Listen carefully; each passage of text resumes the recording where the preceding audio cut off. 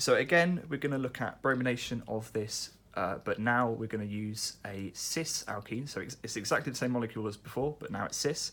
So again, we're going to have our bromine coming from the top as we look at it. So we're going to put that on there. And then same as before, we've got our lone pairs, our 3 lone pairs. One of them is going to donate into the carbocation. So we've now got that. So we've now got our bromonium as we look at it from the top face, just to show you.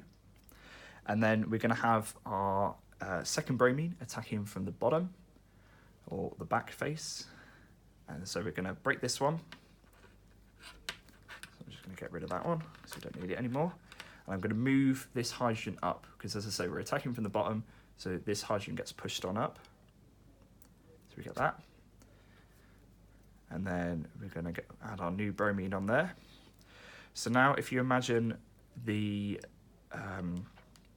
sort of alkane in a sort of planar sort of fashion, so we've kind of got like a Z almost, you can see that both bromines are towards us, so that we now have a syn product rather than an anti-product as before.